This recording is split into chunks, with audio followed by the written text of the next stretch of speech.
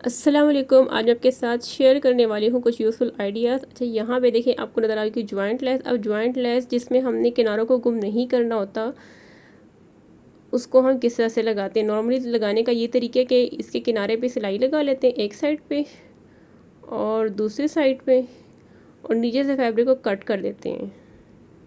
इनकी नीचे से आपने फैब्रिक जब कट करना हो तो उसको आप फिर किस तरह से लगाएंगे। तो नॉर्मली इस तरह से लगाया जाता है, नीचे से फैब्रिक को कट कर देते हैं। अब ये लगाने का तरीका भी ठीक है, लेकिन इसमें ये मसला आता है कि जब हम नीचे से ये फैब्रिक कट कर देते हैं तो या तो इसको ओवरलैक करवाना पड़ता है, या फिर जब इसको पलट के सिलाई लगाते हैं तो ये वाली सिलाई ऊपर की तरफ सीधी साइड पे नज़र आती है, जो कि बिल्कुल भी अच्छी नहीं लगती। डिज़ाइनिंग में जितनी आपकी सिलाइयाँ कम होंगी उतनी उसमें ज़्यादा फिनिशिंग आती है। अब देखें इस तरह से ये रेडी तो हो जाएगा, ठीक है, डिज़ाइन आपका, लेकिन यहाँ पे इसकी सिलाई नज़र आएगी, चाहे इसको तुरपाई आप कर लें, क्योंकि देखने में बिल्कुल भी अच्छी नहीं लगी। अब जो तरीका मैं आपको बताने वाली हूँ उसमें इसी तरह से लेस लगेगी, लेकिन उसमें कोई सिलाई कोई तुरपाई वगैरह नज़र नहीं आएगी। अब करना आपने क्या है कि फैब्रिक की उल्टी साइड पे आपने लेस को सीधा रखना है और लेस को आपने थोड़ा बढ़ा के रखना है।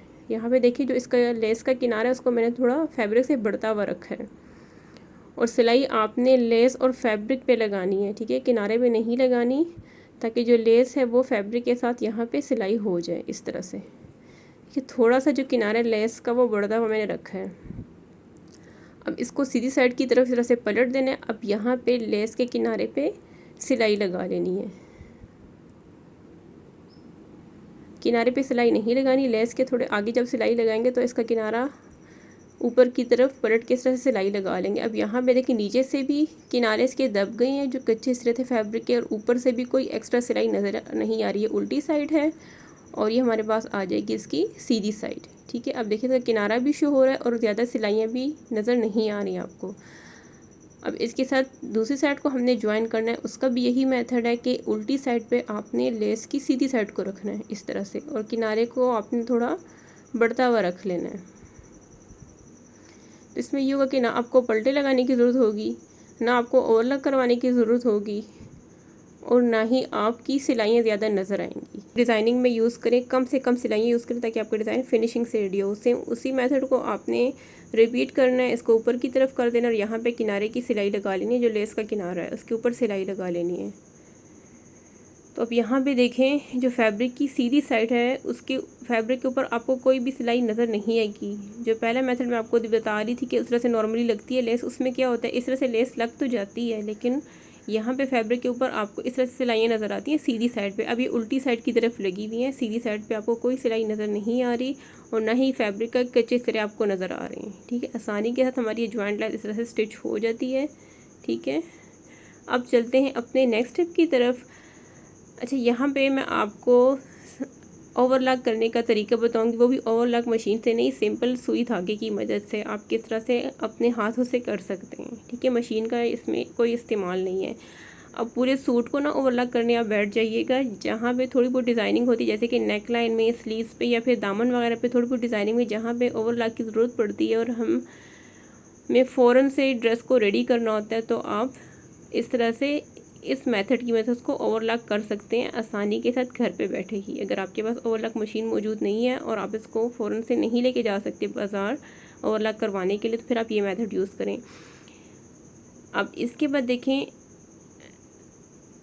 जहाँ से मैंने नॉट लगाई थी उसको मैंने दोनों फैब्रिक के दरमियान में कवर कर लिया। इसके बाद इस तरह से एक टांका उठाया और सुई को ऊपर की तरफ ले जाना है, और यहाँ पे जो धागे के दरमियान, दो धागों के दरमियान में सुई को निकाल लेना है, तो आपका इस तरह से ये एक स्टिच कंप्लीट हो जाएगा।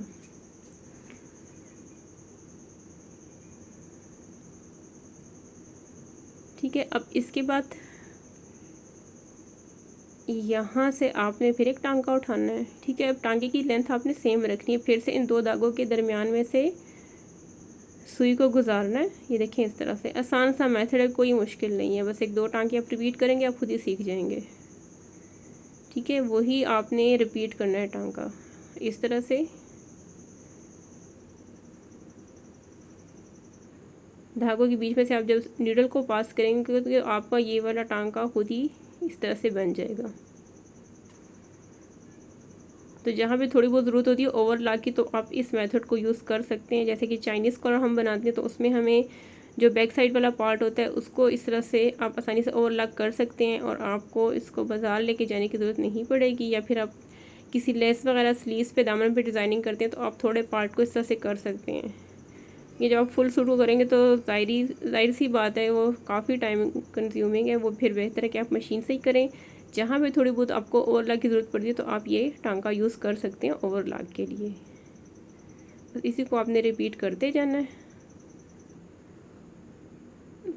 तो जहाँ पे आपने इसको ओवरलॉक करना है वो आसानी के साथ ओवरलॉक हो जाएगा, फैब्रिक के जिस पार्ट को आपने ओवरलॉक करना होगा।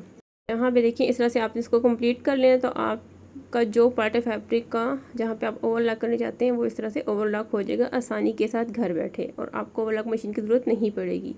अब चलते हैं अपने नेक्स्ट आइडिया की तरफ। अच्छा, यहाँ पे आपको ना मैं बटन लगाने में थोड़ी बहुत डिज़ाइनिंग बता रही हूँ, किस तरह से आप इसमें थोड़ी बहुत डिज़ाइनिंग भी कर सकते हैं। इस तरह से आपने अगर ये वाला बटन यूज़ करना है तो इसमें आप अपने ड्रेस के अकॉर्डिंग 2 कलर का थ्रेड ले लें, ठीक है, और इस तरह से बटन को आपने एक साइड से स्टिच कर लेना है। अब इसी के साथ साथ आपने नीडल को निकालते जाना है और जो बटन के दरमियान में सुराख है उसमें से इस तरह से पास करते जाना है। अब पहले जो टांका लिया था उसी के साथ दोबारा से फिर से टांका ले लेना है और इसको इस तरह से आपने फिल करते जाना है जब तक बटन के इस छोटे से सुराख में गुंजाइश है नीडल पास होने की, उतना ही आपने इसको फिल करते जाना है। लेकिन बटन की दूसरी साइड पे आपने टांका आगे की तरफ लेना है, एक ही जगह पे आपने बार बार नीडल को पास नहीं करना ताकि ये जगह यहाँ से फिल हो जाए।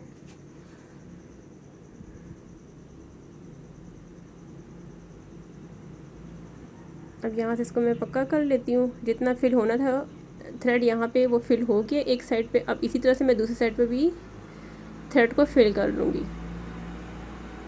बस यहाँ से आपने इसके साथ साथ सुई को आगे की तरफ लेके जाना है और जो बटन के दरमियान में होल है उसमें से पास करते जाना है, तो यहाँ पे आपका थ्रेड फिल होता जाएगा इस बटन में। अच्छा, इसी तरह से अगर आप बटन की मज़ीद डिज़ाइनिंग देखना चाहते हैं तो आपने मुझे कमेंट लाजमी करना है, मैं आपको पल्स की मदद से या फिर मल्टी बटन की मदद से इस तरह से डिज़ाइनिंग करना सिखाऊंगी।